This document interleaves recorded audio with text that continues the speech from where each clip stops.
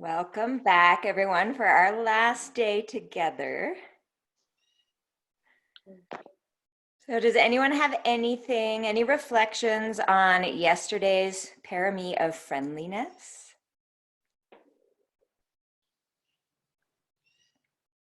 Yes. I was holding since 2 days ago. So my experience towards myself, I guess. So 2 days ago, after the class, the anger came suddenly, just like that. And I saw that clearly. I was trying to treat that with some coffee, with some rest, some sweets. Nothing worked. I just saw that, but I didn't want to go deeper into it. Now I realize that. And then yesterday, right after the class, your class, our class, I went into the 5 rhythm dance. And then at the end of that class, it was like a dancing class. I felt like emotion with some sadness and release. And also, I think inside me, I didn't know, I feel what's going on this collective energy that I was surprised. But with the feeling of sadness or like, with this kind of feeling, I have no problem. I can cry, release, let go. But coming back to the anger, that was a big one. So I don't know if you have any recommendations, if anything else besides observing can be done. Thank you. Yeah, thanks. So there's a couple ways to work with more than two ways to work with anger. But for start, the first thing is normalizing anger. Okay, so most of us get angry and we think as spiritual beings that that's not okay and there's something wrong with us. Whereas anger is actually just a helpful way that you're helpful if you don't speak or act in it, way of the system mobilizing its energy to deal with something that needs to be dealt with. So anger isn't wrong. So instead of being, I think most of us do what you do, which is I don't want to go near this. So you try to cover it up with sweets or coffee or whatever your thing is, right? Covering it up doesn't, I mean, maybe it works sometimes, but not very often for me. Although distraction works sometimes. But being willing to feel anger is a huge relief. So the first trick is don't make it wrong. First step is don't make it wrong. Say, okay, I'm angry like everybody else gets angry. Why should I not get angry? Am I so special and superior to everyone else just because I practice yoga? No. So I'm angry and that's fine. And being willing to look at it and hold it, that diffuses quite a bit of it. Because if you think about it, that attitude of being warm and friendly toward yourself, even though you're angry, that's going to shift your nervous system right off the bat. So that takes you into a state of calm, relaxed clarity while you're angry. And I want you to all look to see if you can do that, because you can. And the reason is that anger is there, but anger doesn't have to own you. Okay? So you can make your awareness big enough. It's not really spatial, but it feels that way. It's a nice way to describe it. Imagine your awareness big enough to hold the anger. And then consider, do I know that I'm angry? And if I do, there's a whole big awareness, and the anger is a small part of it, but it's not the whole thing. So we can practice identifying as the larger, calm, spacious, open awareness that knows that anger is there. And now anger isn't running the show. Larger, spacious, calm awareness is running the show. So that's the first step. And that makes it tolerable. Now, the second step is a little more interesting maybe, which is to look to see, in my experience, anger is rarely the primary emotion. In my personal experience, anger is a secondary emotion that I go to because it's comfortable. It makes an other, it gives you someone to blame, it gives you someone to be mad at, or a thing, or the world, or I guess yourself if that's how you do it. because we're patterned, right? So we do things a certain way. But look to see what's underlying the anger. It could be some kind of fear, often, or some kind of hurt that we're unwilling to experience, some kind of sadness, some kind of loss, some kind of fear. So look to see, if you're a game, what's underlying the anger, and then practice being aware of that in a calm, spacious, relaxed, and loving way. So that's one tactic to take with anger. Another tactic that's taught to take with anger is to push a loving kindness pattern, like we did yesterday. I don't know, that hasn't worked for me as well, but that's also a teaching that you could try because we're all wired differently. So that could work for you. But that's the main thing. Being willing to hold anger, don't make it wrong, relax, identify with spacious awareness. And if you've sat in a bunch of mindfulness meditation, it's not actually that hard to do that because you've already trained in holding all kinds of things. Be as loving as you can, as forgiving as you can to yourself, compassionate, and then look deeper. What's really causing this anger? Is it because someone else is just wrong and other and bad, or is it because they said something that makes us insecure or guilty, or there's some uncomfortable underlying emotion that's more about us than about them? And it's so freeing. Looking to these deeper levels is a little disconcerting at first, but it's so empowering to know what's driving our behavior. So much of what we do is driven unconsciously. And by looking closely, we see we bring the unconscious layers underneath into consciousness. And all of a sudden, we're working with what's actually going on instead of all the sort of side effects and symptoms of what's going on, which anger is often, for me, a side effect for a symptom of something deep. And that deep, if we can get to the root, that's a very nice way to sort of, I was going to say efficient, efficiently, quickly, softly, gently get to be able to be compassionate to what's really driving what's going on. And thank you for asking, because this is something we all deal with. Very relevant to everyone. And it's important to remember that when you're having these emotions, that everyone's having them. We're wired to have them. It's okay, actually. And anger gives us certain energy. It increases our energy to deal with a situation. So that might, instead of funneling that energy into yelling or punching something, you can use that energy toward clarity, right? I need to look at this situation because it's causing me to go off center. Increase of energy, use that to look and maybe to act, depending if that's appropriate. It was just interesting to see the difference. Like yesterday, I was able, with the sadness, let go and it was done. And then the anger came back from the day before so strongly. And I'm like, wow, I wasn't able to even look into it. So that was just my feeling. Like I feel the difference, like anger is here and sadness is just here. I'm like, wow. So thank you. Yeah, and I like how you showed spatially where they feel to you. I mean, not everyone's going to have a spatial feel to them, but look to see where you feel it in the body. Look to see what it feels like. Get analytical about it. Why? Because that takes you out of the fear center of your brain and into the rational center of your brain. So literally, the way you observe or don't observe your emotion will change how you feel it and how you're able to deal with it. So very empowering to get a little analytical, to say, what does anger feel like? How would you describe anger to a Martian? In getting, yeah, that just puts you into the rational part of the brain and allows you to be a little more clear in your evaluation of what's happening, but also in your actions towards others. Anything else?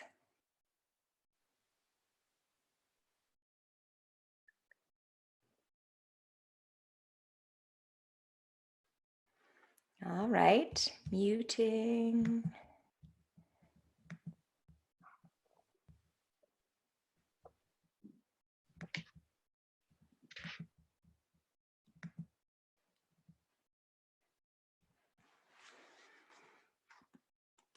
So today we come to our last parami, which is upekkha, which is equanimity.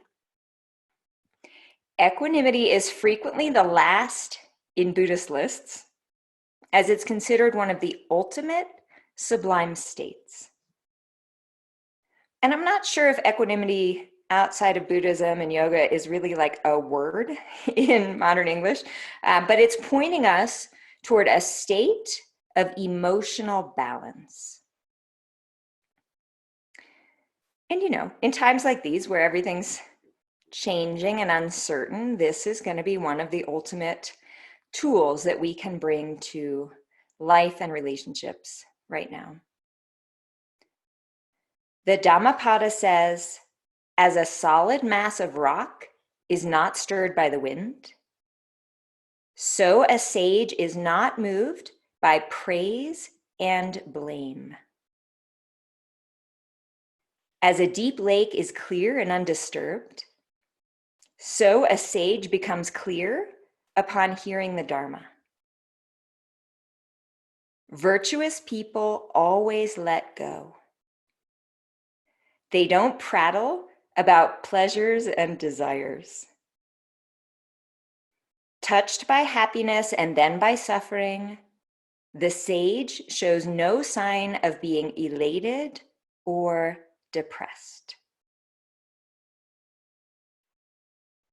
So equanimity protects us from what are called the 8 worldly dharmas. The list includes 4 pairs of opposites: pleasure and pain, gain and loss, praise and blame, and the 4th pair, which is arguably not different enough from the 3rd to bother mentioning, but there's lots of different people feel differently. The 4th pair is fame and disrepute, or notoriety, sometimes said fame and notoriety. So these are the pairs of opposites that make us crazy. The teaching is that all of us will at some time experience pleasure and at some time experience pain. There's no way around it. Living in a human body and having human relationships, there will be pleasure and there will be pain, and that's it. You can't avoid either one. Because there's no way around it, we may as well develop the capacity to be happy regardless of these circumstances. And also that means if you have pain, there's not something wrong with you, you're normal. And I think we often think if we have emotional pain or physical pain that something is wrong, when in fact, that's just the nature of having a body and being human in relationship. It's going to happen. There's nothing wrong with you for having pain. All of us will at some time experience praise or even fame. And at some time will experience blame or even a bad reputation. I don't know, this might be the worst one to me. But what a relief to acknowledge that not everyone is going to like us. And not everyone's going to think that we're great all the time, no matter what we say or do. That we can't manage this. It's out of our control because it's about what they see and experience. This is based on their karma, their own way of experiencing the world based on their past experiences. So our inner well-being needs to be independent of these things. This doesn't mean we can't enjoy it when things are good, but it means we don't need things to be good for us to be happy. That way, when we're enjoying what's positive, we can relax about it instead of stressing that it might go away someday and having the whole experience be fraught with anxiety, even though we're still in the positive place. We understand impermanence and know that the good thing will end someday. It's not a surprise, and we'll be fine.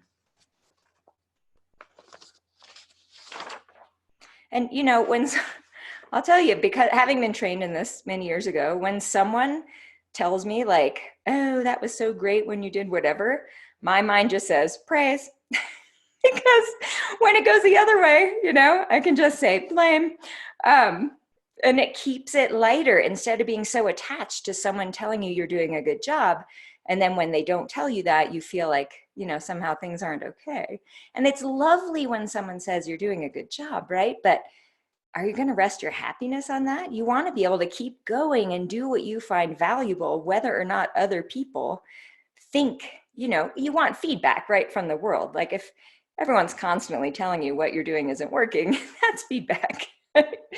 But needing to be fed by people telling you you're doing a good job is just a dead end for, ongoing sustained effort. We want to know from the inside we're doing a good job, whether or not, people choose to tell us that. And so equanimity is said to be the ground for wisdom and freedom and the protector of compassion. Some people think equanimity is dry neutrality or cool aloofness, but mature equanimity produces radiance and warmth of being. Equanimity implies that we're not caught by what we see, that we're able to see the bigger picture. We're at ease, stable and strong, based on our inner calm, confidence, integrity, and wisdom. Like a grandparent who loves his or her grandchildren, but isn't caught in the day-to-day dramas because with so much life experience, they have a wider view. That's what it's like. It's actually the opposite of indifference or disconnectedness, because with equanimity, we're able to be with what's happening. This is a crucial point. When we're triggered or riding the emotional roller coaster, we aren't fully engaged with the present moment. We're attached, which involves some kind of underlying stress. If we instead train ourselves to be steady and easy with what arises, we will be able to be fully present, alive, and connected. There are two types of equanimity, of course, right? You probably won't miss the lists. Okay, so the first type of equanimity is the sense of balance that comes from being centered and calm. It's being unruffled. The second type of equanimity is having the wisdom to, for example, have compassion instead of anger for a person who harms. This is a game changer in life. To see a difficult person and turn to open-heartedness instead of shutting down and tensing up. Another example is having the wisdom to understand that folks are responsible for their own actions. And so not to feel excessive responsibility for other people's happiness. So have you ever had someone you care about make terrible decisions and cause pain to themselves? Probably, we've all experienced this. With equanimity, we can avoid the cycle of trying to control these folks to try to make them happy, which not only doesn't work and creates endless frustration, but it also causes difficulty in relationships when care is truly needed. So equanimity, like the other parami, is developed through practice. Mindfulness helps us to see when we lose our equanimity and to study what happens. What are the triggers? How does it feel? What works to relax and gain my center again? What does it feel like when I'm able to release my reactivity? It can be particularly interesting to investigate what beliefs we're holding that underlie our ability to be thrown off center. This is a very revealing and interesting thing to look for. Adyashanti calls these demands. So we all have kind of underlying demands that are running our beliefs and our emotions, actually.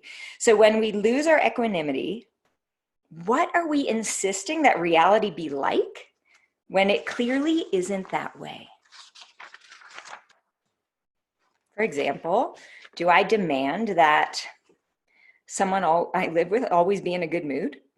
So every time they're not in a good mood, I'm going to get frustrated.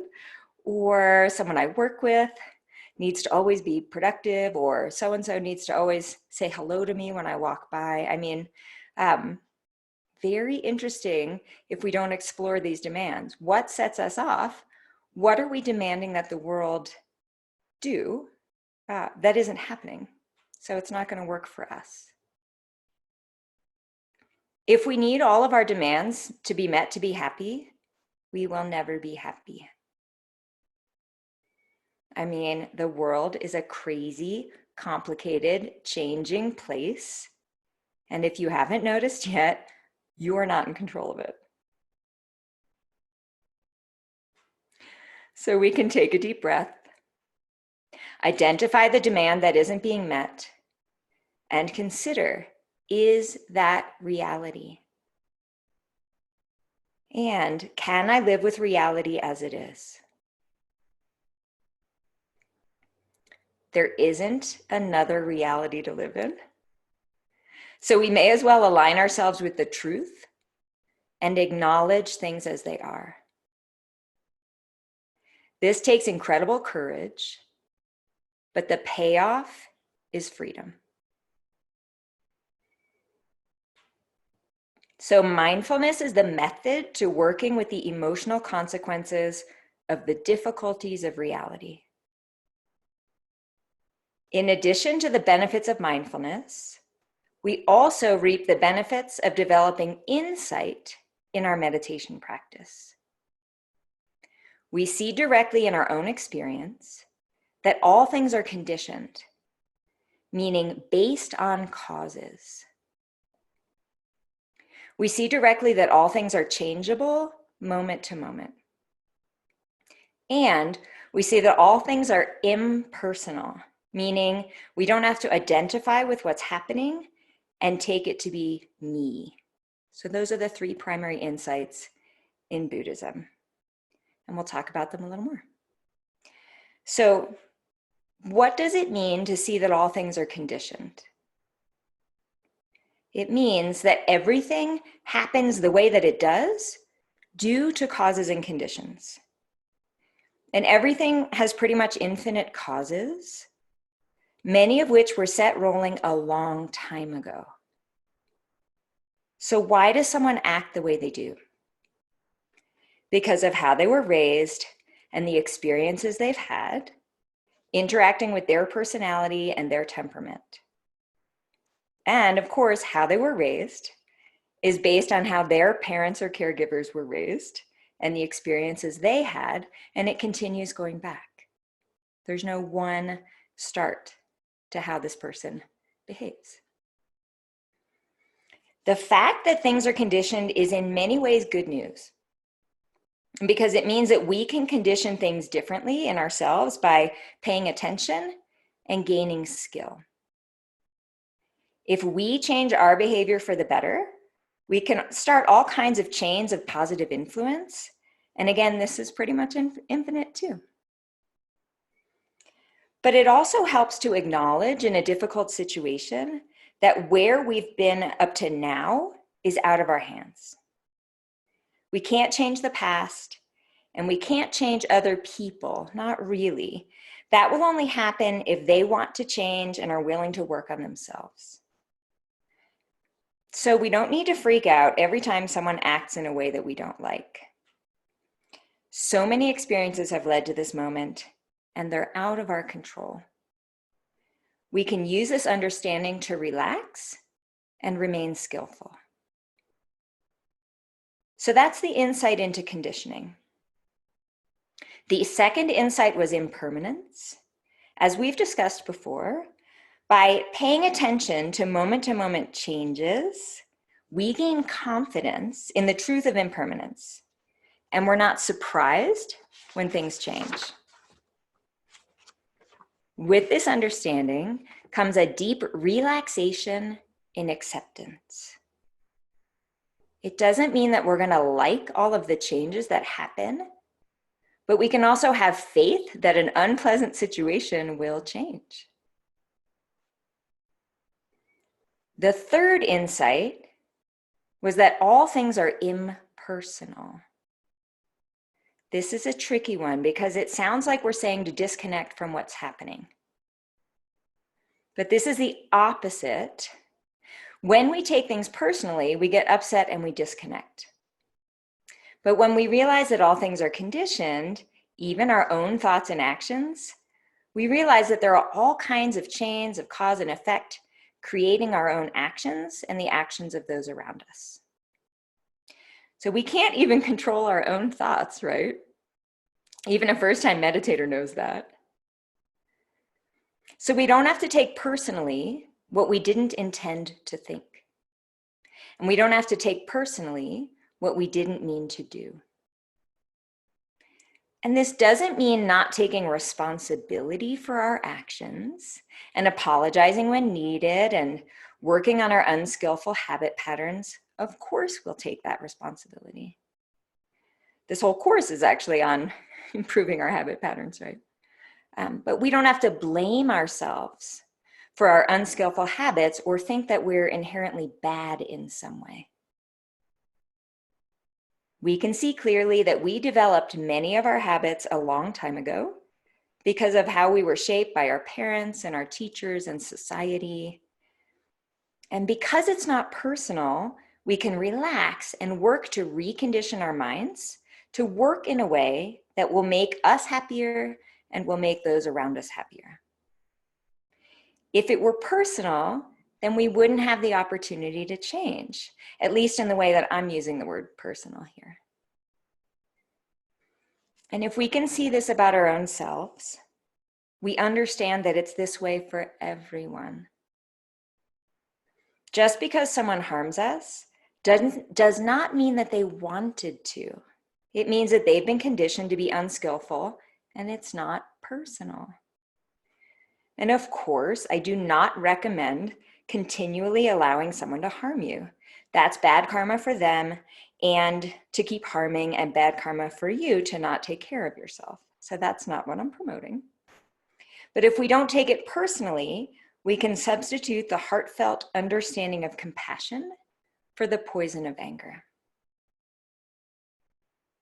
Equanimity allows us to develop warm regard for ourselves and others, regardless of what's happening. Maybe we see someone making a mess of their life and we can't do much to help it. We can remain open-hearted instead of shutting down in frustration. And we have the opportunity to see our own issues clearly and kindly to develop discernment. Sylvia Boorstein writes, "When my mind greets all moments with equal respect, it maintains stature enough to see that causal connections set every experience into its lawful time and place. That everything is always, breathtakingly, the only way that it can be. My heart, resting in equanimity, can respond with compassion."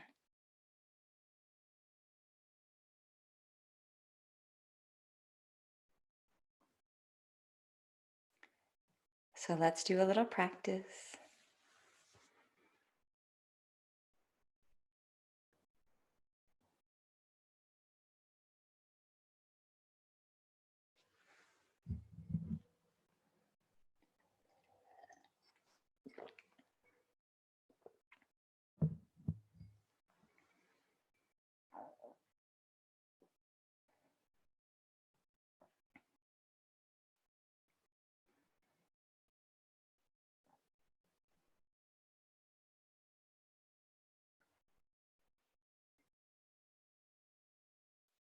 So arranging your body comfortably in an upright position.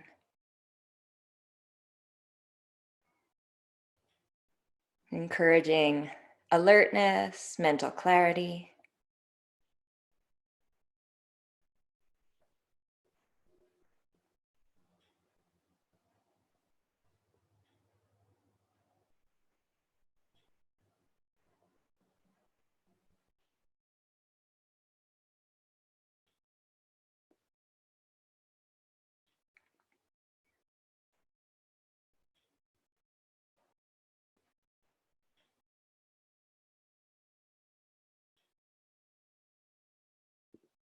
Softening around the body, encouraging ease, relaxation, and calm.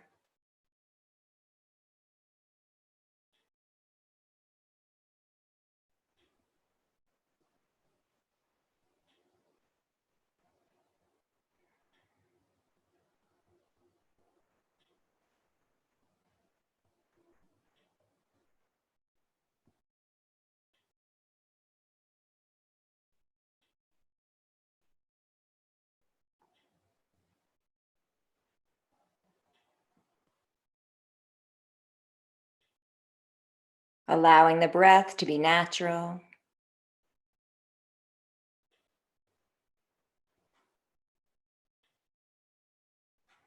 Again, encouraging relaxation,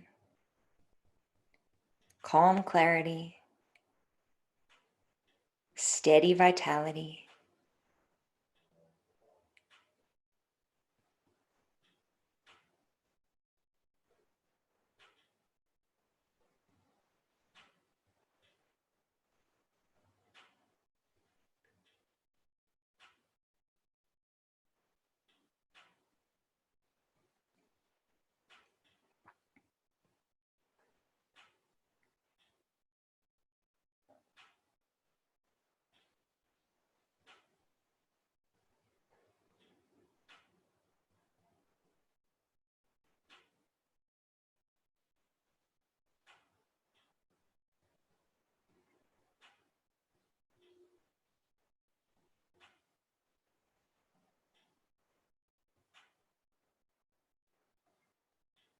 Notice any reactions for or against, arising sounds,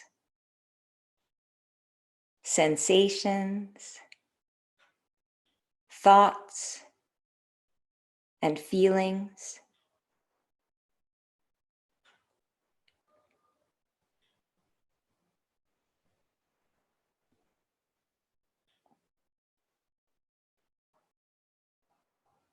Practice releasing any judgment of your reactions. Simply notice in a relaxed way.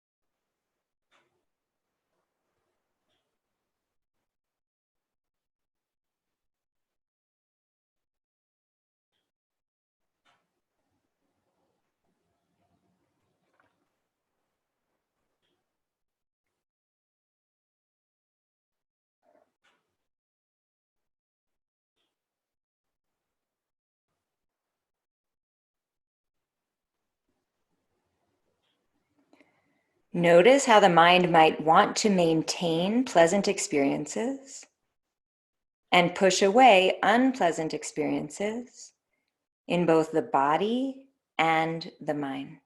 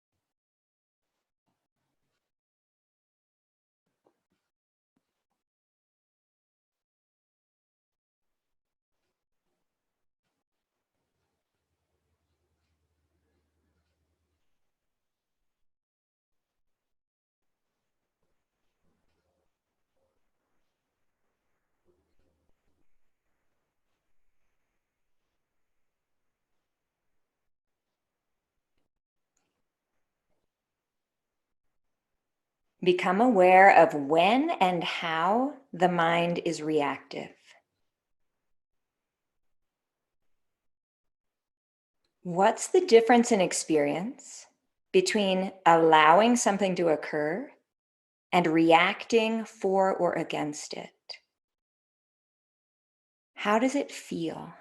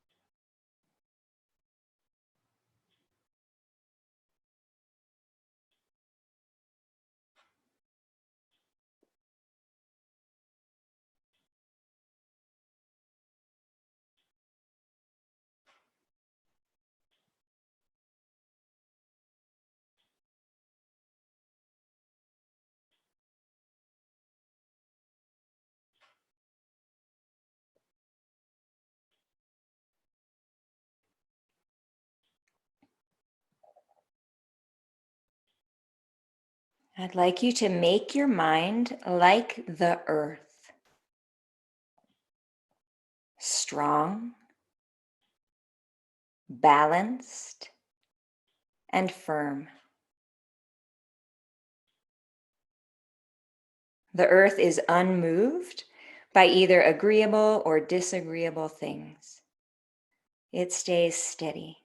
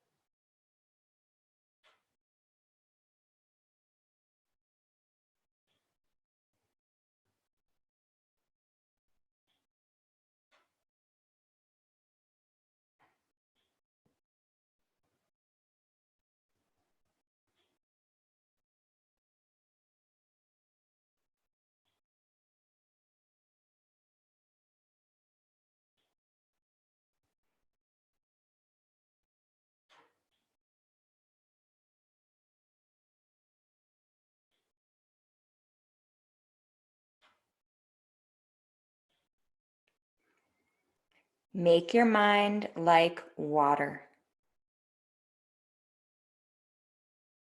Consider the ocean.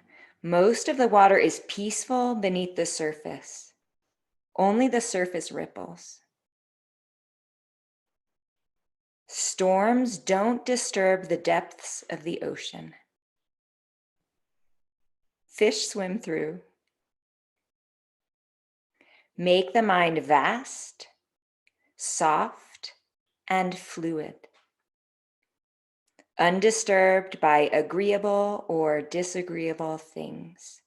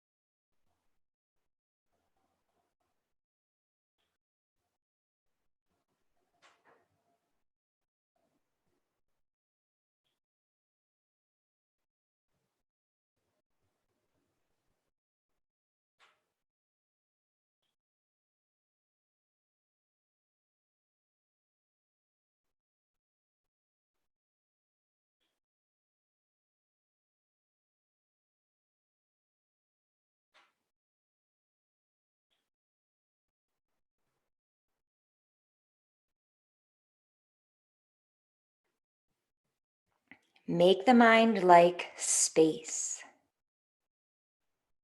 Consider the vastness of empty space.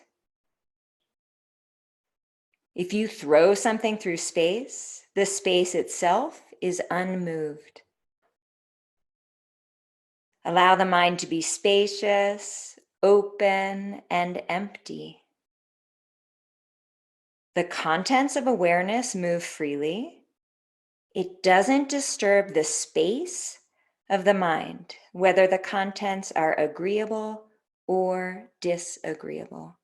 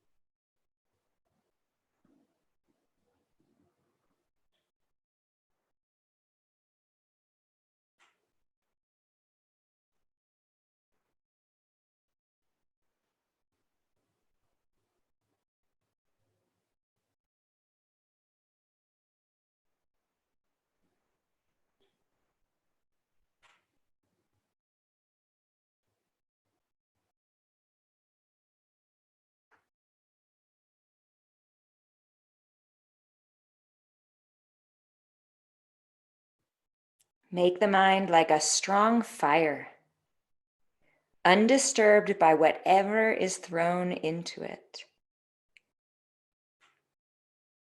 Feel that the mind is powerful.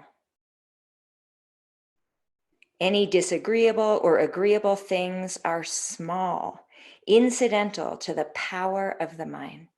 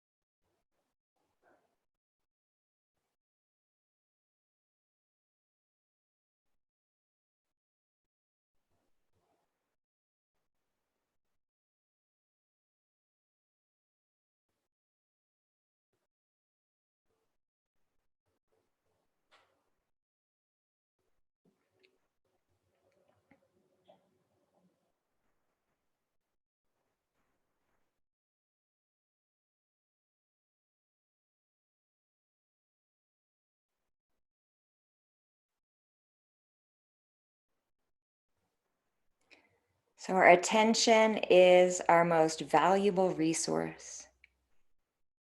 And in training to use the mind well, to balance energy, to be resolved but not try too hard, to be friendly, we have the ability to change our perception of the world, how we treat others, how we feel about ourselves. So maybe just taking a moment to appreciate this incredible resource at our fingertips and to commit to gently, wisely use it well to the best of our ability without judging where we're at any particular time.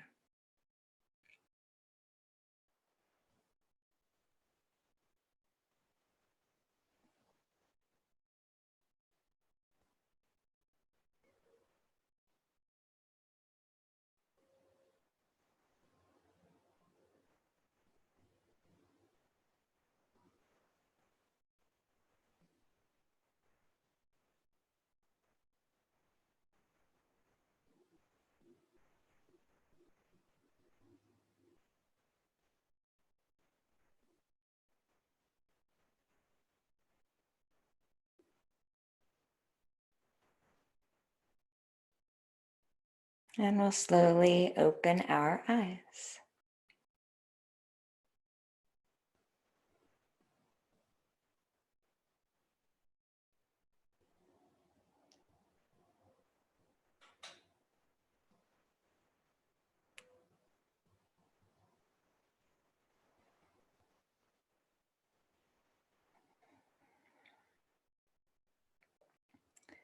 So equanimity is the power of the mind to remain open, relaxed, connected, and free, regardless of circumstances.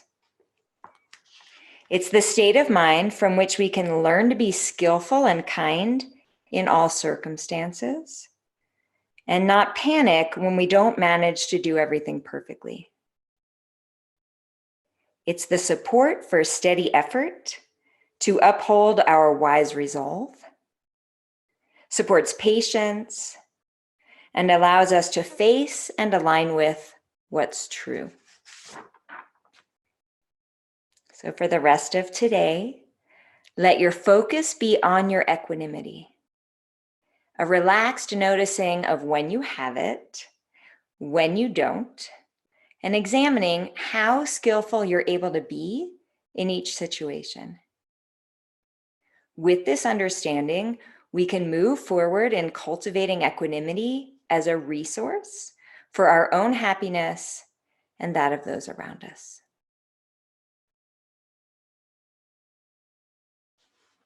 Okay, I'm going to unmute you for comments and other input.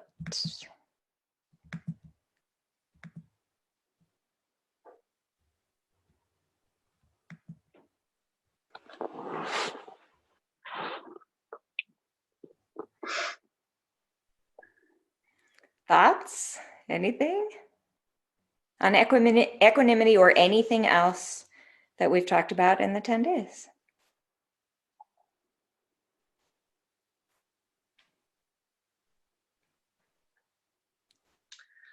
I might be missing the sentence, but it's just coming back to me. So we said we don't need to like certain situation, people.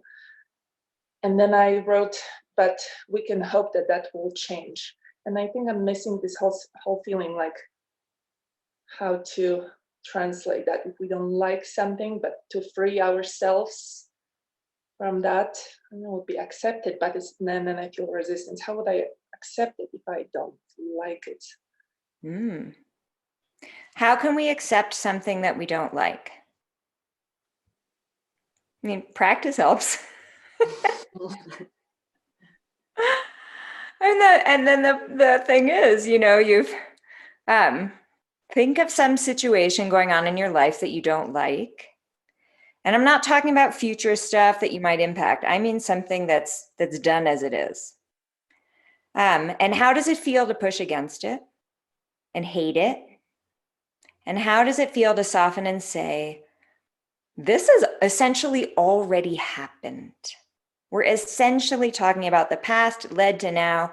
This situation is the way it is now. And again, I'm not talking about if I'm more skillful, it could change going forward. But up to now, what's happened has happened. So we can either relax with that or we can tense against it emotionally. And those are two very different experiences. And then, practice relaxing with it and see if then you're able to be more creative. It takes so much energy to tense against things. And then if we don't do that, the energy is freed up to be more wise, discriminating, skillful, creative, and happy during that time. And Magda, I do have an online workshop. I'll send you an email to, that's a whole, hour and a half on practicing accepting what's happened. So I'll send that to you. So that there are specific practices where the instructions will get you into a certain state and then make you bring up something in your mind that you don't like and name it. So that's a big deal, naming it, sit with it. That brings your mind into the rational part of the mind instead of the fear part, and it works. And once you've done it once and you've felt the huge relief of stopping to push against something that already is. Not again, we're not talking about how to act. We're not saying don't act to change it, but up to now, what's already happened. And you feel empowered and you feel relieved. And then that's motivation to keep on that technique. So I'll send you the link to that. It's the Radical Acceptance workshop on my website. Could I get that too, Karen? Yes, I'll send it to everyone. Thank you.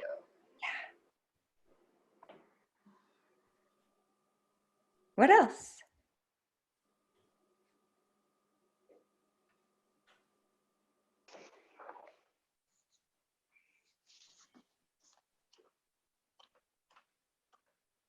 When you were talking to Magda earlier about anger, I was thinking about sadness. And I was thinking that maybe everything that you said applied, but just in case, I'll go ahead and ask, does it all apply? Yeah. It all applies. As to whether the sadness has layers underneath, that's not necessarily as obvious. You could just be sad over a loss. So you might not spend as much time looking for the underneath layers, and there may be underneath layers, it just depends. But sometimes that could be a little more straightforward. You lose someone you love in one way or another, or something that you love, and the appropriate response is grief. And sadness, just like anger has its, anger's intentionally useful. You're wired for it because it helps. Sadness does too. So when we experience sadness, we kind of slow down. We don't want to go out and be as social and as busy.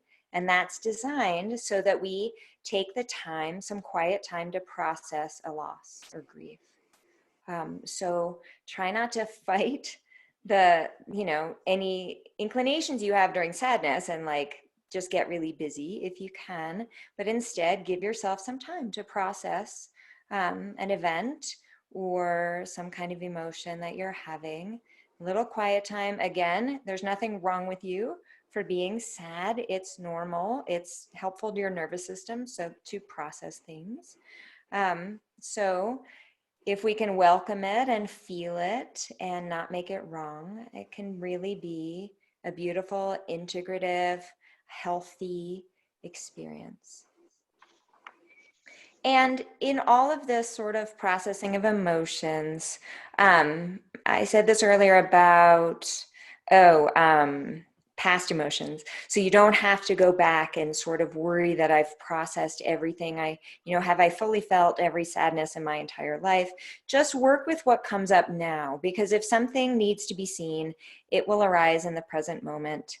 That being said, if there's something unprocessed from the past, know that it could come up in a different circumstance. Like if you have an disproportionate response to somebody saying something and you get sort of inordinately sad for that thing, it may be a past sadness that needs to be felt. So instead of worrying too much about the circumstance, you might work with the feeling directly, just feeling the sensations, the mental, physical sensations of sadness, rather than over analyzing, why did that happen from this person? Because whatever, sometimes it's not about the current situation, but the current situation is an opportunity to process something from the past. So it's fine.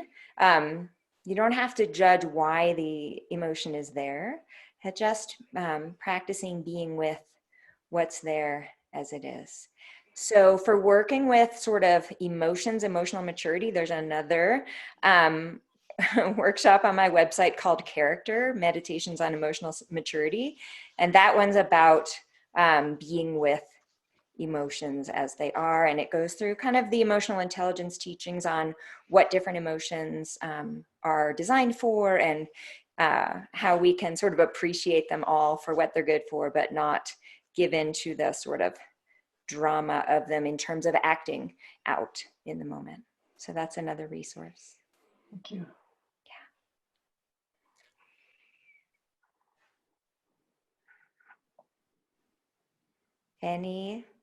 One more? comment, thought, anything?